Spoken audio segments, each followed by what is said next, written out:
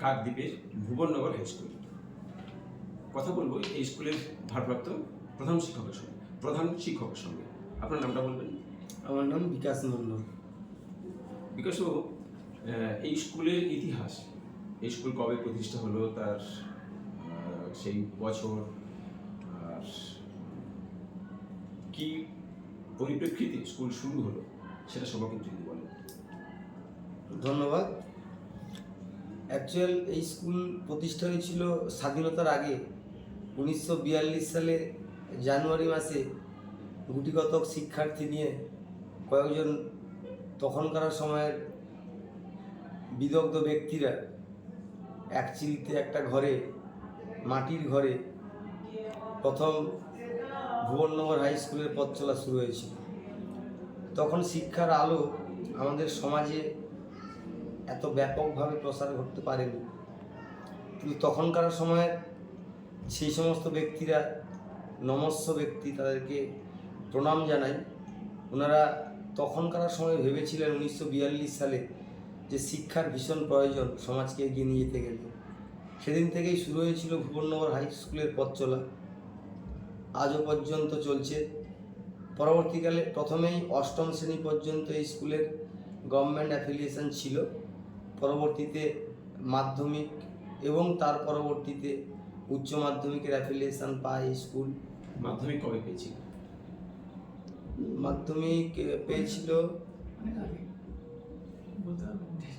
সেটা আমার জানা নেই। ঠিক আছে।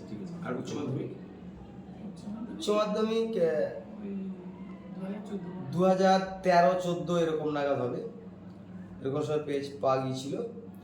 পরবর্তীতে আমার যিনি উত্তরসূরি ছিলেন বিপুলবাবু, তিনি শিক্ষার মানটাকে আরও উন্নত করার লক্ষ্যে এই বিদ্যালয়ে প্রথম বিজ্ঞান বিভাগ চালু করেন। সেই সঙ্গে পাশাপাশি আমাদের যে বৃত্তিমূলক শিক্ষা আছে, ভোকেশনাল বিভাগ চালু হয়। এখন বর্তমানে আমাদের বিদ্যালয়ে ছাত্রছাত্রীর সংখ্যা প্রায় 1100-র বেশি। আমাদের বিদ্যালয়ের রেজাল্ট এই মুহূর্তে অত্যন্ত ভালো বলা চলে। আমাদের বিদ্যালয়ের বহু কৃতি ছাত্র দেশ বিদেশে বহু জায়গায় বিশেষ স্থান অধিকার করে আছে। আমরা এবছর থেকে শুরু করেছি প্রাক্তনী সংসদ।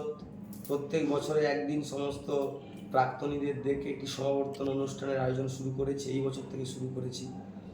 আমাদের বিদ্যালয়ে ভোকেশনাল বিভাগ এতটাই স্ট্রং, বলা যেতে পারে দক্ষিণ 24 পরগনার মধ্যে প্রথম সারিতেই আছেন।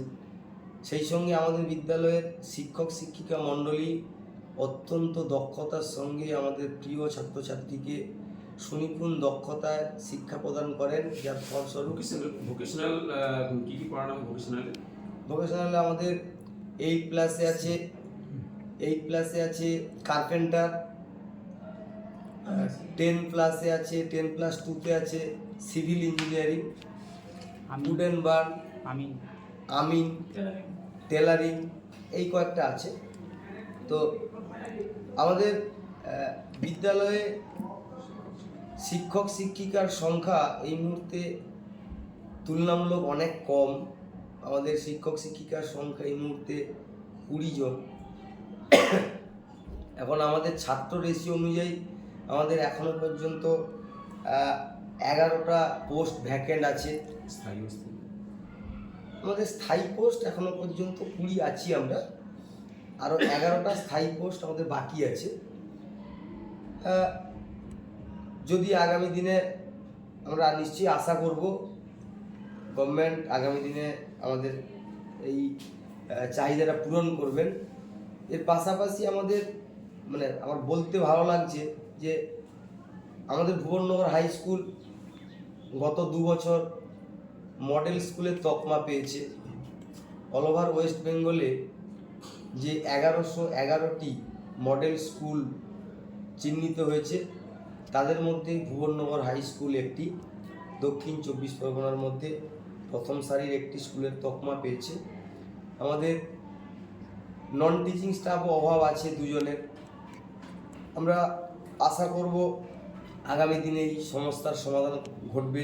সেই সঙ্গে আমাদের ল্যান্ড প্রপার্টি আছে, জায়গা জমিন আমাদের আছে, এটা অস্বীকার করার জায়গা নেই, কিন্তু যেহেতু আমাদের সরকারি সম্পদ সব, সেগুলোকে আমাকে রক্ষিত রাখতে হবে, এটাই স্বাভাবিক।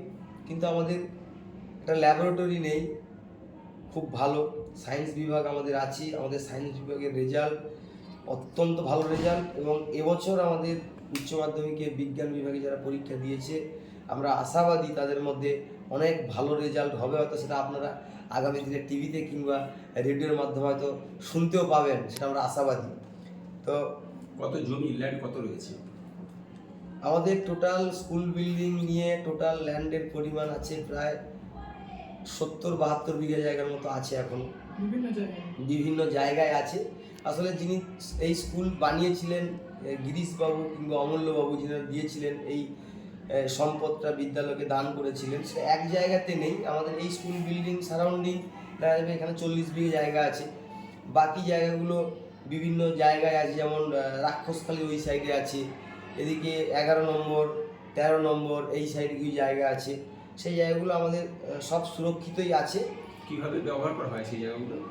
সেই জায়গাগুলো আমরা প্রত্যেক বছর আগাম দিয়ে দিই চাষিদের, সমস্ত জায়গার ডিড আমাদের স্কুলের নামেই আপডেট থাকে, আছে, করা আছে। প্রত্যেক বছর আমরা ওই জায়গাগুলো আগাম দিই চাষিদের, ওনারা আসেন এখানে, যেরকমভাবে সরকারের নিয়ম অনুযায়ী আগাম দেওয়া যায় সেই নিয়ম মেনেই আমরা আগাম দিই প্রত্যেক বছরই, এবং সেই যে অর্থটা আমরা পাই সেটা স্কুল ডেভেলপমেন্ট ফান্ডে আমাদের যে ম্যানেজিং কমিটি আছেন সেখানে তাদেরকে নিয়ে আলোচনা করে আমরা একটা বাজেট তৈরি করি কী কাজ করা যেতে পারে। কিন্তু সেই টাকা তো খুব সামান্য, কারণ আগাম জায়গার চাষের জন্য আগাম টাকা যেটা দেওয়া হয় সেটা 1 বিঘে জায়গায় হার্ডলি 1.5 থেকে 2,000 টাকা করে পাওয়া যায়, এর বেশি তো পাওয়া যায় না। তো এরকম ব্যাপার। আমাদের ইচ্ছে আছে আগামী দিনে লাইব্রেরি করার, কারণ আমাদের স্কুলটা যেখানে অবস্থিত সেখানে পাশাপাশি নিম্ন মধ্যবিত্ত পরিবারের সংখ্যা অনেক বেশি, তাদের বাড়ির ছেলেমেয়েরা এখানে পড়তে আসে। আমরা বুঝতে পেরেছি যদি আমরা একটা লাইব্রেরি করতে পারি তাহলে আমাদের ছাত্রছাত্রীরা বিশেষভাবে উপকৃত হবে।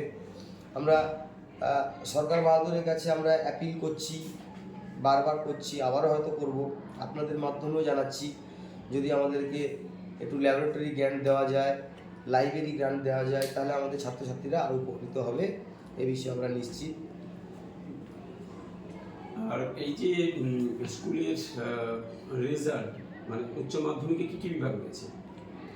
উচ্চ মাধ্যমিকে আমাদের আছে কলা বিভাগ এবং বিজ্ঞান বিভাগ। গত বছর কীরকম রেজাল্ট হয়েছে? গত বছর আমাদের কলা বিভাগ এবং বিজ্ঞান বিভাগের রেজাল্ট যথেষ্ট ভালো হয়েছিল, 85%-এর উপরে, 85%-এর উপরে নম্বর ছিল। বেশ কয়েকজনের সায়েন্স আর্টস থেকে আমাদের সর্বোচ্চ নম্বর ছিল 92.55 হবে, সর্বোচ্চ নম্বর ছিল এটা, সেটা আর্টস থেকেই হয়েছে। সেখানে কি জেলা র্যাঙ্কিং ছিল, ডিস্ট্রিক্ট র্যাঙ্কিং কিছু ছিল বা স্টেট র্যাঙ্কিং? না, স্টেট র্যাঙ্কিং হয়নি, তবে ডিস্ট্রিক্ট র্যাঙ্কিংয়ে ছিলাম আমরা। আমাদের ভুবননগর হাই স্কুল প্রায় প্রত্যেক বছরই মাধ্যমিক কিংবা উচ্চ মাধ্যমিকে কেউ না কেউ ডিস্ট্রিক্ট র্যাঙ্কিংয়ে থাকেন, জেলা র্যাঙ্কিংয়েও, এই স্টেট র্যাঙ্কিংয়েও আমাদের স্কুল গেছে অনেকবার, এটাও হয়েছে। তো আমাদের স্কুলের রেজাল্ট, আমাদের পঠন পাঠনের মান আমরা নিশ্চিত অনেক ভালো, এটা বলার কিছু নেই, এটা আমাদের আনন্দেরই ব্যাপার।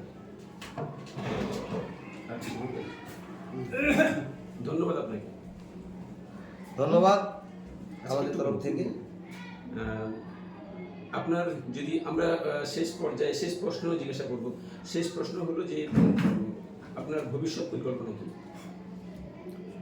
আমার ভবিষ্যৎ পরিকল্পনা বলতে শিক্ষার মানটাকে আরও একটু উন্নয়ন করতে চাই, কারণ আমাদের সব ছেলেপুলে, সব গ্রামের ছেলেপুলে, এরা ঠিকঠাক টিউশন কিংবা বাড়িতে থাকলে পড়ার পরিবেশটা পায় না।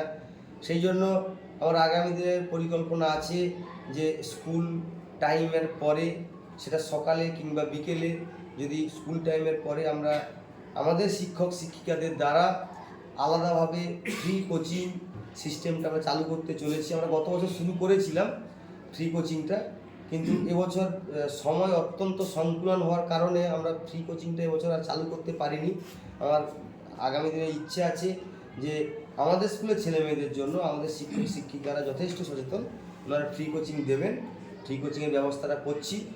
আর যেহেতু আগেও বললাম, যদি লাইব্রেরি গ্র্যান্টটা আমরা পাই তাহলে লাইব্রেরিটা করব, এবং সেখান থেকে ছাত্রছাত্রীরা যাতে বিনামূল্যে বই পায়, তারা পড়ার সুযোগ পায়, আর অনেকে হতে পারে।